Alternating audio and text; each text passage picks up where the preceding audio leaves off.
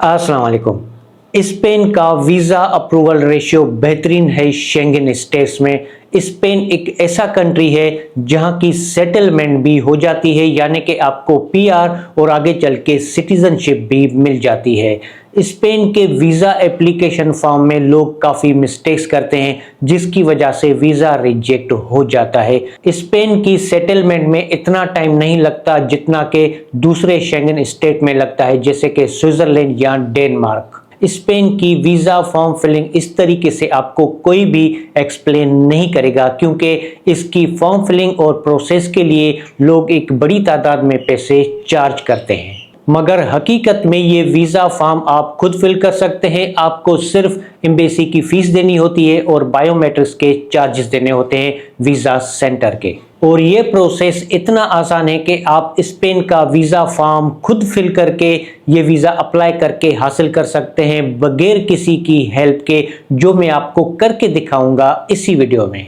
अगर किसी कंट्री से वीज़ा रिफ्यूज्ड है तो फिर आपको क्या करना चाहिए, यहाँ पे काफ़ी लोग मिस्टेक्स करते हैं। ये तमाम डिटेल्स आपको मिल जाएंगी इस वीडियो में, जो आपके लिए समझना बहुत ही ज़रूरी है वीज़ा फॉर्म फिल करने से पहले और अप्लाई करने से पहले। अगर मुकम्मल वीडियो देखेंगे तो हर एक चीज़ आप समझ पाएंगे। अगर स्किप करके देखेंगे तो कोई ना कोई चीज़ आपसे मिस हो जाएगी और हमेशा मिस्टेक्स की वजह से ही वीज़ा रिजेक्ट हो जाता है। इन सब पे वीडियोस आ रहे हैं मुकम्मल मालूमात के साथ इस नए यूट्यूब चैनल पे।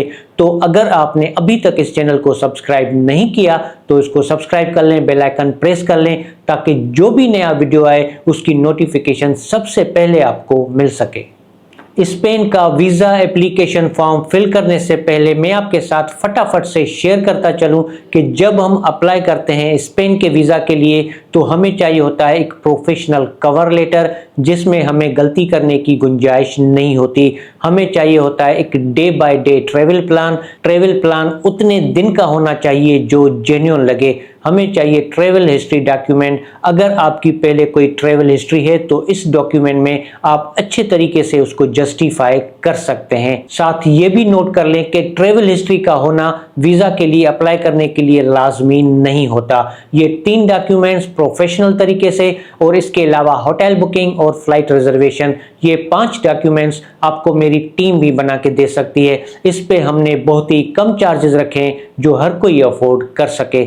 आप इस व्हाट्सएप नंबर पे मैसेज या वॉइस मैसेज करके मेरी टीम से राब्ता कर सकते हैं। स्पेन की visa application BLS visa centre वाले डील करते हैं। उसकी अपॉइंटमेंट भी आपको वहां से मिल जाती है और आप अपनी वीज़ा एप्लीकेशन भी वहां पे सबमिट कर सकते हैं। अगर हम गूगल करते हैं BLS स्पेन वीज़ा पाकिस्तान तो कुछ इस तरीके का रिजल्ट आ जाएगा। काफ़ी वेबसाइट्स आती हैं, मगर ये है ऑफिशियल द स्पेन वीज़ा। यहाँ से भी इसको ओपन कर सकते हैं, अदरवाइज डायरेक्ट टूरिस्ट वीज़ा पे जाके भी यहाँ से भी ओपन कर सकते हैं। ये वेबसाइट ओपन हो जाएगी। यहाँ पे आप वीज़ा फीस पे जाएंगे तो वीज़ा फीस आपको नज़र आ जाएगी। अगर डॉक्यूमेंट्स पे चले जाएंगे तो यहाँ पे आपको चेक लिस्ट मिलती है। यहाँ पे 7 पेज की चेक लिस्ट है। मगर अगर आप पाकिस्तानी हैं, आप पाकिस्तान में रहते हैं या पाकिस्तान से बाहर किसी दूसरे कंट्री में रहते हैं, तो आपको एग्जैक्टली कौन से डॉक्यूमेंट्स चाहिए इस पे एक मुकम्मल वीडियो इस चैनल पे मौजूद है।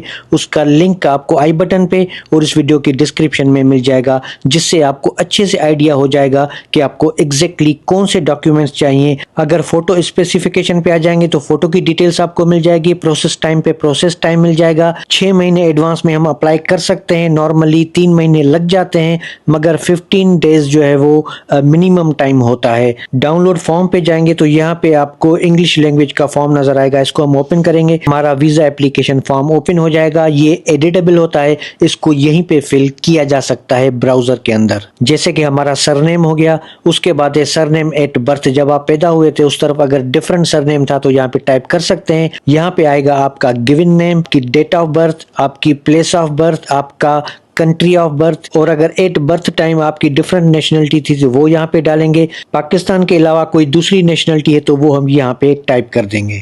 जेंडर से मैंने सिलेक्ट कर लिया मेल। मैरिटल स्टेटस से मैंने सिलेक्ट कर लिया सिंगल। आप अपने हिसाब से सिलेक्ट करें।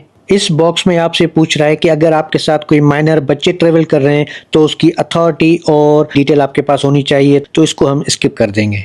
यहाँ पे हमारा NIC नंबर आ जाएगा, हमारा पासपोर्ट है ऑर्डिनरी, पासपोर्ट नंबर, पासपोर्ट की issue date, expiry date, passport हमारा इशू हुआ गवर्नमेंट ऑफ पाकिस्तान से। ये पोर्शन उनके लिए है जिनके रिलेटिव्स हैं वहाँ पे। अगर आप सिर्फ टूरिज्म पर्पस के लिए अप्लाई करते हैं तो इसको हम यहाँ पे स्किप कर देंगे, इसको हम खाली छोड़ देंगे। हमारा फुल हाउस एड्रेस और उसके साथ हमारा ईमेल एड्रेस और हमारा फोन नंबर। पॉइंट नंबर 20 में पूछ रहा है कि आप जिस कंट्री में रहते हैं, जहां से अप्लाई करते हैं, क्या ये आपके सिटीजनशिप के अलावा कोई दूसरा कंट्री है। जैसे कि कुछ लोग UAE में रहते हैं, तो अगर आप पाकिस्तान से अप्लाई करते हैं तो इसको हम नो करेंगे। अगर दूसरे कंट्री में रहते हैं तो यस करेंगे और डिटेल्स देंगे। हमारा प्रोफेशन, चाहे हम बिजनेस करते हैं चाहे हम जॉब करते हैं। हमारी कंपनी का नाम, कंपनी का एड्रेस, कंपनी का फोन नंबर, कंपनी का ईमेल एड्रेस। हमारे ट्रिप का पर्पस है टूरिज्म, तो यहाँ से हम टूरिज्म सिलेक्ट कर लेंगे।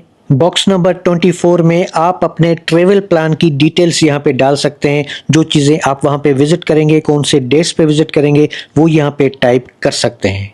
स्पेन हमारा मेन डेस्टिनेशन है और हमारा पोर्ट ऑफ एंट्री होगा बार्सिलोना। हम वहाँ की फ़्लाइट लेंगे और हमें चाहिए सिंगल एंट्री। मेरी ट्रेवल डेट्स होंगी 1 नवंबर 2025 से 7 नवंबर 2025।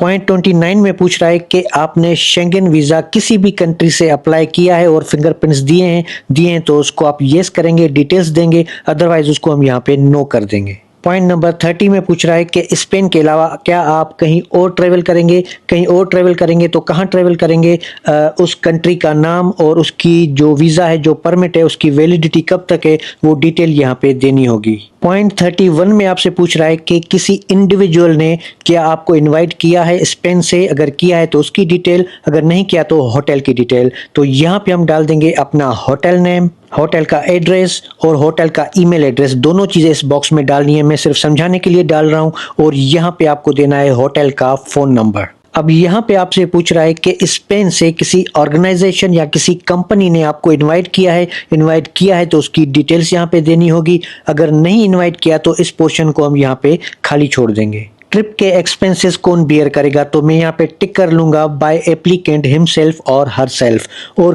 किस मोड में खर्च करेंगे, तो हम यहाँ से चूज़ करेंगे कैश। अगर किसी के पास क्रेडिट कार्ड है तो वो यहाँ से क्रेडिट कार्ड भी सिलेक्ट कर सकता है, अदरवाइज पाकिस्तान से नॉर्मली हम यहाँ से चूज़ करते हैं कैश।